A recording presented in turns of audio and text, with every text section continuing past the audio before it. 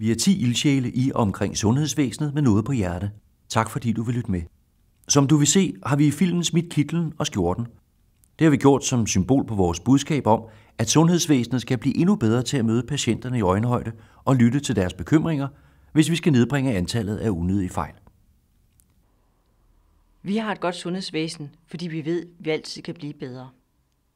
Alligevel registrerer vi hvert eneste år 100.000 utilsigtede hændelser og fejlbehandlinger, og vi mister omkring 1200 patienter om året, fordi noget går galt. Det kan vi gøre bedre. Jeg tror på, at vi kan blive bedre til at gå i dialog med hinanden. Patienter, professionelle og pårørende kan blive langt bedre til at være i øjenhøjde med hinanden og tale sammen. Jeg er politiker, men jeg er også patient og bekymret pårørende en gang imellem. Jeg var ved at miste min søster efter en rutineoperation, hvor personalet ikke prioriterede at lytte til hende og tage hendes smerter alvorligt. Hverdagen i sundhedsvæsenet er præget af travlhed.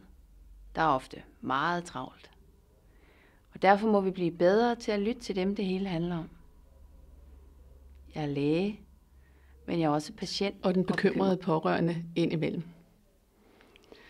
Jeg ved, at jeg skal stille de nødvendige spørgsmål, når jeg er syg, eller når nogle af mine allernærmeste er syge. Jeg har også en forventning om, at de, der arbejder i sundhedsvæsenet, giver sig tiden til at lytte på mine spørgsmål og også besvare dem. Vi ved, at hvis vi har den dialog, så hjælper det til, at der er færre, der dør, og færre utilsigtede hændelser sker i forløbet. Jeg er sygeplejerske, jeg er også patient, og også den bekymrede pårørende en gang imellem. For nogle år siden var min datter kritisk syg. Jeg var rigtig bange, men jeg forsøgte at holde hovedet koldt og stille mange spørgsmål til de læger, der skulle behandle hende. Det betød meget for mig, at jeg følte mig godt informeret og følte, at jeg blev hørt. Måske var det ligefrem med til at redde min datter, at min kone og jeg var aktive pårørende. Jeg er læge, men jeg er også patient og bekymret pårørende en gang imellem.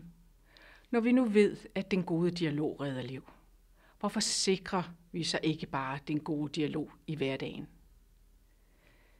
Nogle vil sige, at de har for travlt til at lytte, til at være nærværende. Men hvis ikke vi lytter til hinanden, så får patienten ikke den behandling, som er lige præcis den rigtige for ham eller hende. Den gode dialog øger patientsikkerheden. Jeg er læge, men jeg er også patient og en bekymret pårørende en gang imellem. Vi ved, at patienter og pårørende gerne vil inddrages, men vi ved også, at mange oplever at blive stoppet og afvist, når de forsøger. Sundhedsvæsenet står over for en stor opgave, der handler om at skabe gode samtaler mellem læger, sygeplejersker, patienter og deres pårørende. En ligeværdig dialog, hvor vi taler i øjenhøjde, og hvor patienten altid er i centrum. Jeg arbejder for lungesagen, men jeg er også patient og bekymret pårørende en gang imellem. God dialog mellem patienter, pårørende og professionelle handler også om noget helt lavpraktisk. Det handler om, hvordan vi skriver breve til patienterne, hvordan vi skilter på sygehusene, og hvordan vi modtager og udskriver patienterne. Men allermest så handler det om, hvordan vi fysisk møder hinanden. Lad os nedbryde glasruderne, hvor vi taler gennem et lille hul, og lad os tale et sprog, som patienterne forstår. Jeg er lægesekretær, men jeg er også patient og bekymret pårørende en gang imellem. Jeg tror på, at medmenneskelig nærvær er en af vores allervigtigste ressourcer i sundhedsvæsenet. Vi skal hele tiden blive bedre til at forbedre vores rutiner, standarder og retningslinjer. Men når alt kommer til alt, er det medmenneskelige nærvær nøglen til en markant reduktion af utilsigtede hændelser og dødsfald. Jeg er sygehjælper, men jeg er også patient og bekymret pårørende en gang imellem.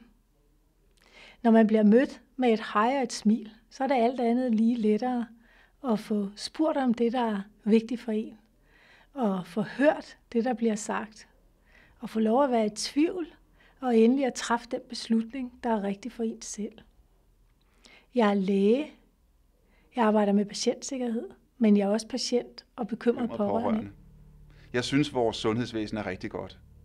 Men at vi hver dag mister 4 af vores kære, som følger fejlbehandlinger og utilsigtede hændelser, og at noget går galt mere end 100.000 gange hvert år, det er vi nødt til at forholde os til hele tiden. Lad os begynde med møde imellem os. Jeg er overbevist om, at vi kan nå langt sammen, hvis I, der arbejder i sundhedsvæsenet, siger hej og inviterer til dialog, hver gang patienter og pårørende møder jer og siger hej sundhedsvæsen.